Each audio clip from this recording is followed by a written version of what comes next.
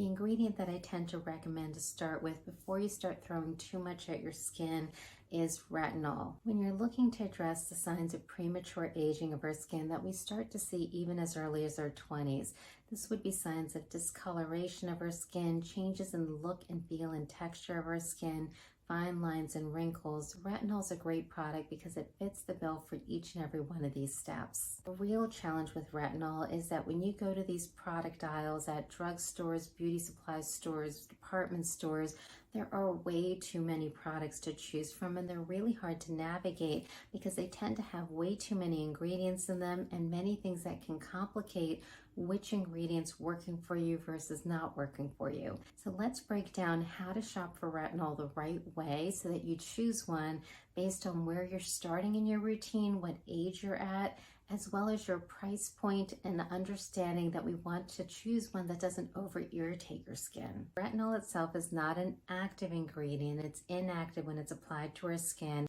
and it relies on our skin's ability to activate it. However, the potency of retinol is interesting in that you'll see varying numbers out there. There's not a lot of great data that actually compares retinol to tretinoin. However, what we do know is that based on some studies that the conversions actually may work out to be about 10 to 20 times less potent. Retinol over the counter can be found in concentrations from 0.01%, and I've seen it listed as high as 1% when it's actually disclosed on the product. That is a very big difference between 0.01% and 1%. That's 100 times difference.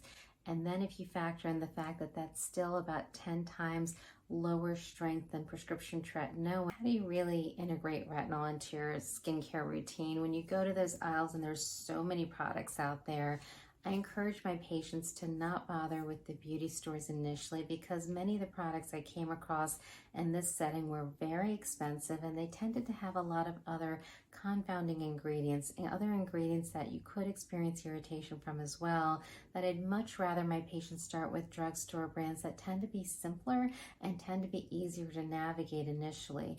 Once you're starting to respond to your retinol product and you're liking the results and either starting to supplement it with other ingredients or finding that you need more out of it, this is when we can start to explore some of the beauty store brands that might include products that multitask and have multiple ingredients in there that you've already established individually work for you.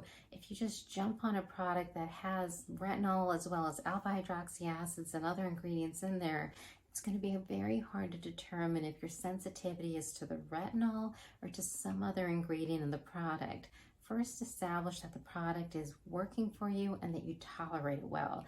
Then we can start to navigate forward in terms of which other products to consider switching out to or adding in addition to it to give you the results that you're seeking. I tend to recommend to my patients, if you're starting in your 20s with the retinol, which is a great time to start, maybe start with brand names that you're familiar with that don't break the bank. Things like CeraVe or Neutrogena are good products to start with because their retinol products are pretty mild and they tend to be less drying and irritating than others. If you're starting a little later than that and already seeing the signs of photoaging kicking in, fine lines, wrinkles, discoloration, changes in the texture of your skin, perhaps start with brand names like Olay or ROC, R-O-C, only because I've been recommending those for the past 2 decades and my patients tend to favor them quite a bit and tend to stick with them because they tend to see results out of them. I tend to like them even though that we don't know the concentration of retinol in those products. They tend to be really well tolerated by my patients to start with, and they tend to be favored in actually seeing a response out of them as an initial starting point. What do you do after that point? Say you've been using retinol for a little while now. You started in your 20s and you were doing it to prevent the signs of photoaging. You were trying to be one step ahead of the game. You started with, say, a CeraVe or a Neutrogena product, or you started a little later, say Olay or ROC, and you want to take it a little stronger.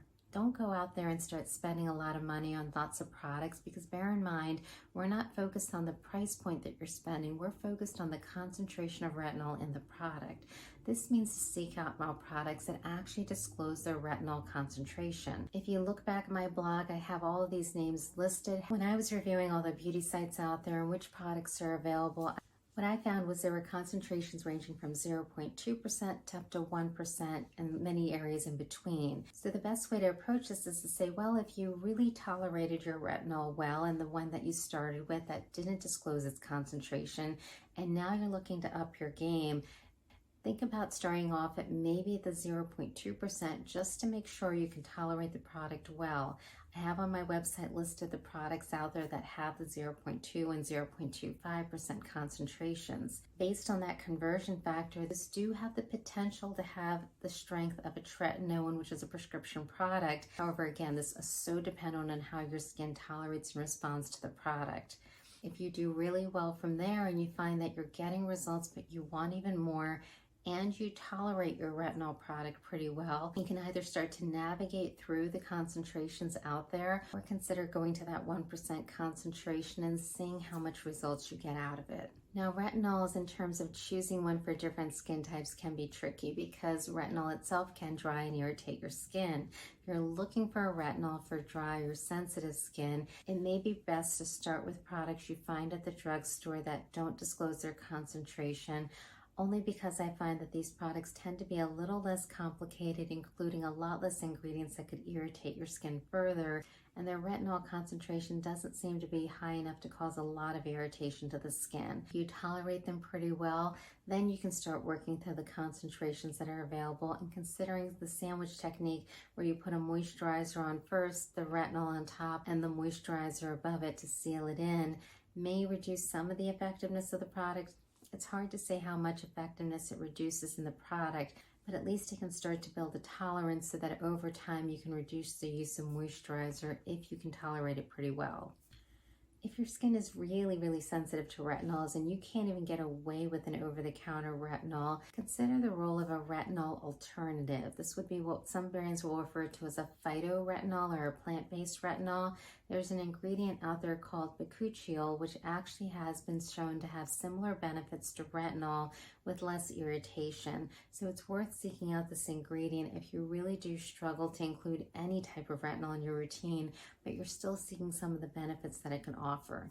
Now, once you've integrated retinol into your routine and found one that works for you, if you're really happy and you're not over dried out, but seeing results, then stick with it. This is the long game. This is something that you want to continue to reap the benefits over time by using. Once you start to see that you're seeing other impacts on your skin that you want to be one step ahead of, say discoloration, fine lines and wrinkles, other things that you're trying to address, and you're not getting the results that you want out of your retinol, then talk to your dermatologist about the prescription tretinoin or other ingredients to consider including into your routine that can address each of the aspects of your skin that you're looking to improve. Don't just keep throwing products at your skin that give false hope for promises of what they can deliver.